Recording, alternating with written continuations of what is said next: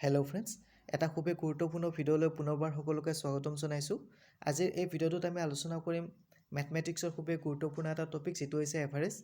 এই ভিডিঅ'টোত এভাৰেজৰ গুৰুত্বপূৰ্ণ প্ৰব্লেমবিলাক কিদৰে আমি অতি শ্বৰ্ট ট্ৰিকৰ সহায়ত কম সময়ৰ ভিতৰত সমাধান কৰিব পাৰোঁ তাৰ বিষয়ে সুন্দৰকৈ শিকিবলৈ পাম।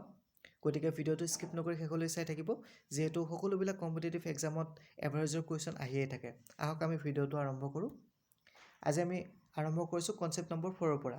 যিহেতু এই ভিডিঅ'টো হৈছে এভাৰেজৰ ছেকেণ্ডটো পাৰ্ট, ইয়াৰ প্ৰথম পাৰ্টটোত আমি কনচেপ্ট 1, 2, 3 তিনিওটা সুন্দৰকৈ আলোচনা কৰিছোঁ আৰু তাৰ সেই টাইপৰ বিভিন্ন ধৰণৰ কুৱেশ্যন, এক্সাম পইণ্ট অফ ভিউৰ পৰা বিভিন্ন ধৰণৰ কুৱেশ্যন আমি আলোচনা কৰিছোঁ। শ্বৰ্ট ট্ৰিকৰ সহায়ত কেনেদৰে আমি সমাধান কৰিব পাৰোঁ তাৰ বিষয়ে সুন্দৰকৈ শিকিছোঁ।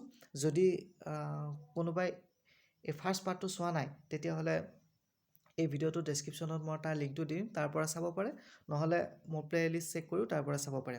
আহক আমি আজিৰ ভিডিঅ'টো আৰম্ভ কৰোঁ।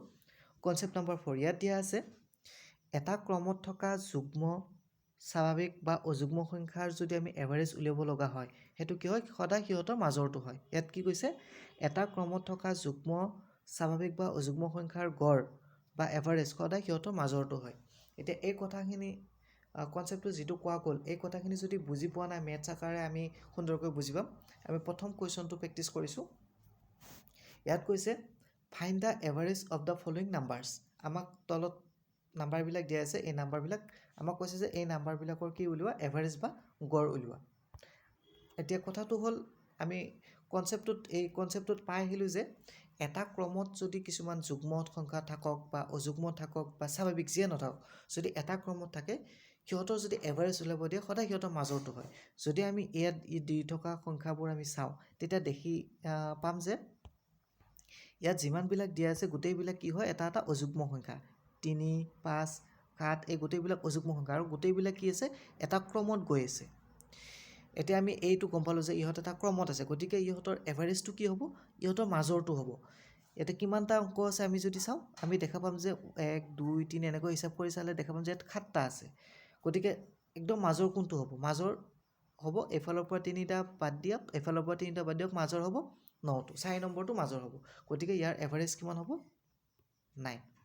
এইটো এটা খুবেই ইম্পৰ্টেণ্ট কনচেপ্ট হয়। এই কনচেপ্টটো মনত ৰাখিব, কাৰণ ইতিমধ্যে বিভিন্ন ধৰণৰ কম্পিটিটিভ এক্সামত এনেকুৱা ধৰণৰ কুৱেশ্যন আহি গৈছে। সেইবাবে এনেকুৱা কুৱেশ্যনবিলাক লৈ অহা হৈছে। Question number 2। ইয়াতে কুৱেশ্যন নম্বৰ 2টোত কৈছে, if the average of 5 consecutive numbers is 63, then the series will be. এতিয়া আমাক কৈছে যে 5টা কনজিকিউটিভ নাম্বাৰ, 1, 2, 3, 4, 5, ধৰি লওক এই 5টা কনজিকিউটিভ নাম্বাৰ। কৈছে যে সিহঁতৰ এভাৰেজটো কিমান? 63 হয়। এতিয়া আমাক কৈছে ছিৰিজটো কি হয়? আমি জানো যে এটা কনজিকিউটিভ মানে একাদিক্ৰমে থকা নম্বৰ। কনজিকিউটিভ নম্বৰৰ যদি 5টাৰ যদি এভাৰেজটো 63 হয়, মানে মাজৰটো কিমান হ'ব? 63। এতিয়া আমাক ছিৰিজটো সুধিছে। এতিয়া কি হ'ব? মাজৰ যদি 63 হয়, ইয়াৰ আগৰ দুটা কি হ'ব? এইটো হ'ব 62 আৰু এইটো 61, আৰু পিছৰ কি হ'ব? 64 এণ্ড 65। এই ছিৰিজটো হ'ব এইটো এটা অলৰেডি কম্পিটিটিভ এক্সামত আহি যোৱা কুৱেশ্যন হয়। গতিকে আশা কৰোঁ এই কনচেপ্টটো সুন্দৰকৈ বুজি পাইছে বা এই ট্ৰিকটো বুজি পাইছে। এনেকুৱা ধৰণৰ কুৱেশ্যন এক্সামত আহে। যদি এই কুৱেশ্যনটো মই অলপ ফাষ্ট কৰিছোঁ, যদি বুজি পোৱাত অসুবিধা হৈছে, তেতিয়াহ'লে ভিডিঅ'টো এবাৰ কৰি চাব বা অলপ শ্ল' কৰি চাব, তেতিয়াহ'লে সুন্দৰকৈ বুজি পাব। Question number 3। এইটোত কোৱা আছে, if the average of 6 consecutive even numbers is 207, then the series will be. এতিয়া কৈছে যে আমাক 6টা, 1, 2, 3, 4, 5, 6, এই 6টা ঠিক তেনেকুৱা কনজিকিউটিভ নাম্বাৰৰ এভাৰেজ কিমান কৈছে? 207, then the series will be. তেতিয়াহ'লে সেই ছিৰিজটো কি হ'ব? এতিয়া চাওক, গোটেইকেইটা কি কৈছে? ইভেন নম্বৰ, মানে যুগ্ম সংখ্যা হ'ব লাগিব। কিন্তু আমাক যিটো এভাৰেজ দিয়া আছে সেইটো আছে অযুগ্ম সংখ্যা। 207 দিয়া আছে, এইটো এটা অযুগ্ম সংখ্যা। গতিকে আমি এইটো কি ধৰণে কৰিম? আমি যদি চাওঁ, এইফালে এই 3টা থাকিল আৰু এইফালে থাকিল এই 3টা। গতিকে আমি কি কৰিম? আমি 207টো ক'ত হ'ব? একদম মাজত হ'ব, মাজত। গতিকে 207ৰ পৰা এই প্ৰথমটো কি হ'ব?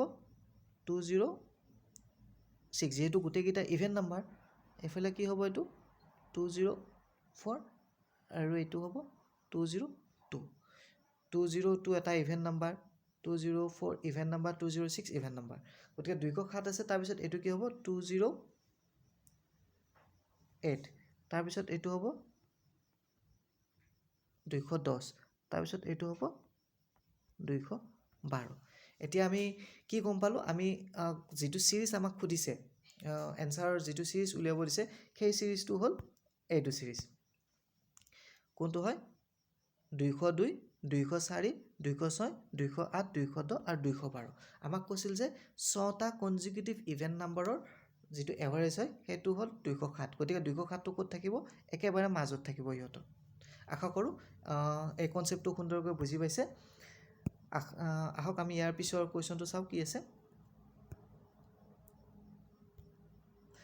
এই কুৱেশ্যনটো মই আপোনালোকৰ কাৰণে ৰাখিলোঁ ইয়াত শ্বৰ্ট ট্ৰিকৰ সহায়ত মোক তৎক্ষণাত ইয়াৰ উত্তৰটো দিব কি হয় find the average of the following numbers ইয়াত নাম্বাৰকেইটা দিয়া আছে নাম্বাৰকেইটা চাই ল'ব কিবা কনজিকিউটিভ নাম্বাৰ কোনটো লিষ্টত পৰে যুগ্ম সংখ্যা অযুগ্ম সংখ্যা বা নেচাৰেল নাম্বাৰ যিয়ে নহওক মুঠতে কনজিকিউটিভ হিচাপত থাকিলে এভাৰেজটো কি হয় আমি ইতিমধ্যে আলোচনা কৰিলোঁ গতিকে ট্ৰিকৰ সহায়ত মোক 4-5 ছেকেণ্ডৰ ভিতৰত এই উত্তৰটো দি দিব